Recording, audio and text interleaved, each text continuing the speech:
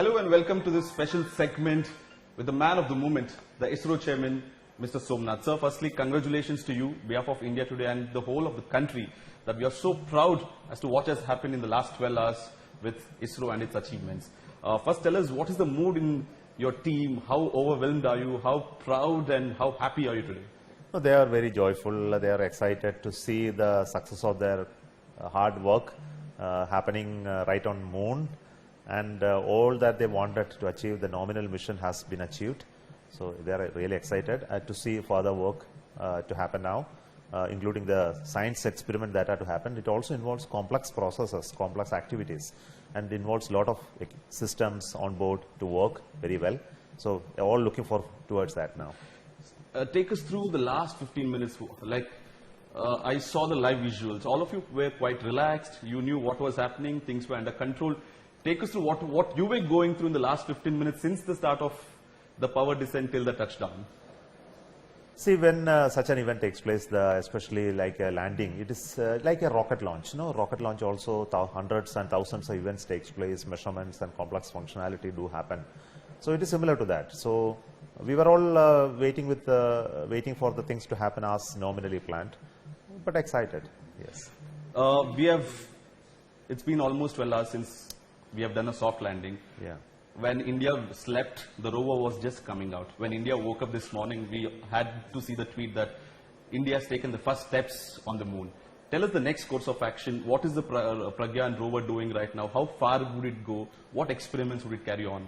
See, Pragyan rover is just on the moon now. Now we have to move it further. There are a lot of things to do, which includes path planning, traveling little more distances. Then after that, doing experiments with it.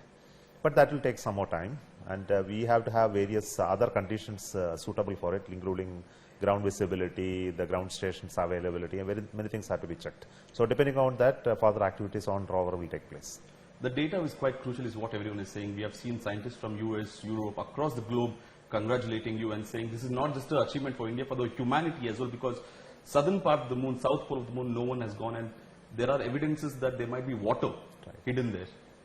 Yeah, as told by Honorable Prime Minister yesterday, he was also specifically telling this mission is just not for India alone. It's for the whole world, so that the other people get inspired to travel to moon and then find out and explore. I think there is a renewed interest in going to the southern part of the moon, hopefully to look for more of resources, natural resources that is suitable for human beings, for its colonization or further expansion or traveling beyond moon.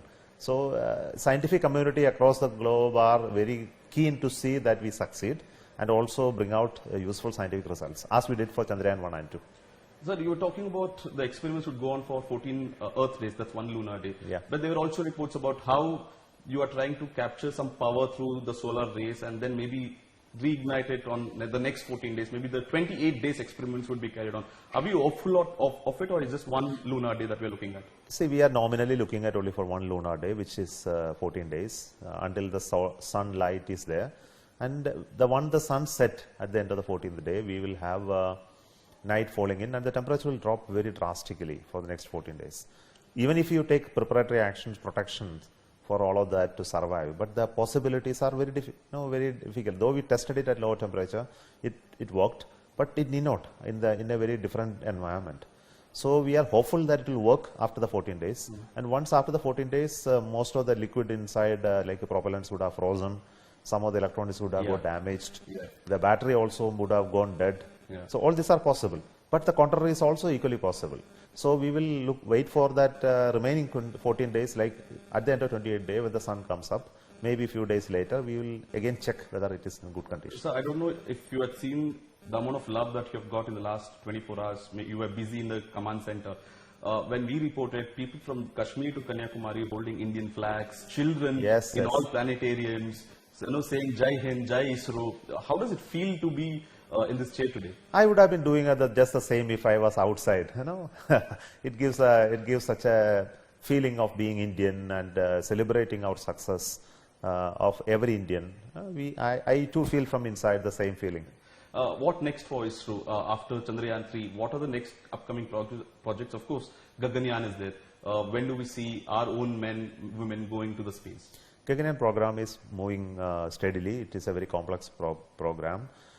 The only point that we don't want to miss the very first attempt. Of course, Chandrayaan-3 had that problem.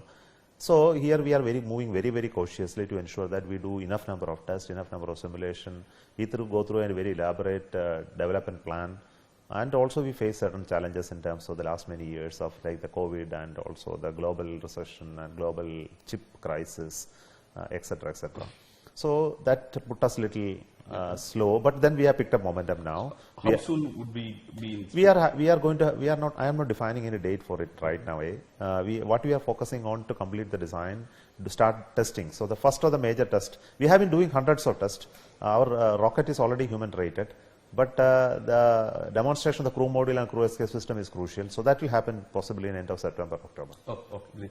The Prime Minister says that you were destined to be here and the soft landing to be done in Chandrayaan-3 because your name itself says the Lord of the Moon. How did it feel to talk to the Prime Minister and him talking about you in such a manner? He is an inspiration for all of us, specifically for the scientists and engineers in space department. He is a space buff as well.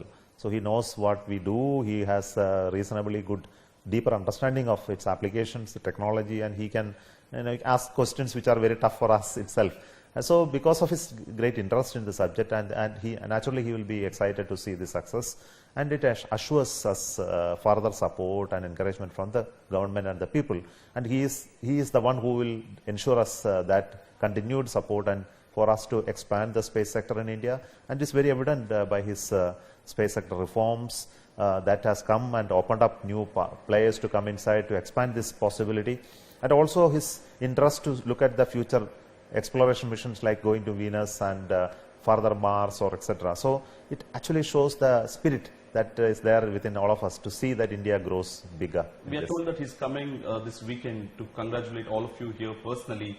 How prepared are you to receive him and what celebrations would be there when he comes? I am hopeful that he will be able to come and we all wait for that.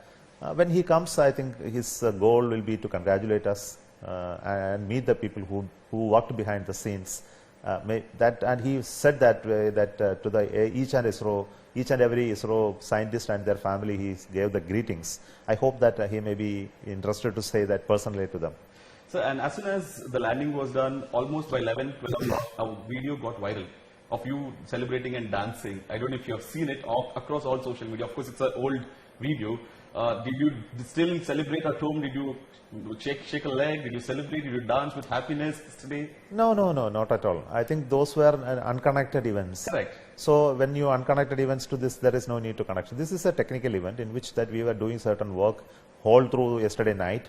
And we were here even after the landing for hours together to achieve something. So we have to catch some sleep. That's all I did yesterday. So, and the Prime Minister spoke about the next solar project. Not just sun, but we would go beyond. Could you throw some light on it? See, we are already having that mission called Aditya L1, which is basically engineered to look at the sun, understand its coronal dynamics and its impact on solar weather and correspondingly the weather on Earth. So that mission is ready for launch now. September it will be launched. And it will take another 120 plus days to reach that destination where it is going to be placed at L1 point. And after that, for next 5 years, I'm hopeful that will give a very valuable scientific outcome to supplement the earthbound solar studies that we are doing. So Chandrayaan-2 is still orbiting is what we are told. How crucial it is are you getting the communication through Chandrayaan-2? Is it been? No, we don't need Chandrayaan-2 for communication in the nominal course. So it is able to reach up to the ground stations directly. But in case of any communication difficulties, Chandrayaan-2 will be useful. Yeah. So have you already started sharing the data with the other space agencies, or is it still yet to be done? No, with the science part is yet to be done. Is yet to be done? Yes. And when do we start seeing the results? How soon do you think the experiment that carried out? We'll have to finish it in 14 days. So we don't have any much time left. That's fine. Sir, and also the Chinese space agencies have already taken the Chang'e 5 took soil and came back.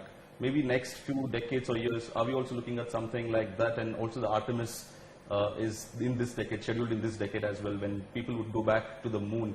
How do you see that ISRO can give some contribution to these projects as well? See, there is no limit of imagination and thinking and capability that we have to have.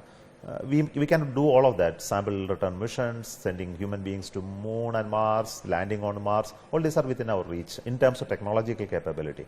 But what is most important is first to establish the competency in science sector, and also the money that we need to spend is huge, so that much resources we need to gather, and then create that ecosystem within this country where this benefit of doing all of this will actually accrue to each one of them: scientific sector, technology sector, employment, etc., etc. So based on that, decisions will be taken.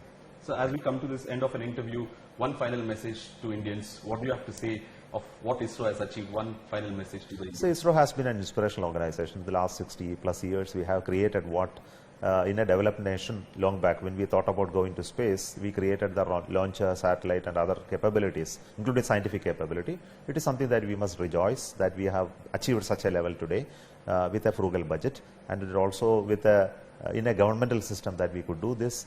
Now the transition is happening, and so many young people are interested to work in space, and I invite all of them to come to space, contribute and expand our space sector. Thank you so much, sir. That was the man of the moment, the man on the moon himself, Mr. Somnath, talking inspirationally about how youngsters, youth of India should take more interest in space, and for the next coming years, ISRO is really reaching greater heights. Thank you for watching India Today. ಬೆಂಗಳೂರಿನಿಂದ ಮಂಗಳೂರುವರೆಗೆ, ಬೀದರ್ನಿಂದ ಚಾಮರಾಜನಗರದವರೆಗೆ ನಿಮ್ಮ ಸುದ್ದಿ ನಿಮ್ಮದೇ ಭಾಷೆಯಲ್ಲಿ ಕರ್ನಾಟಕ ತಕ್.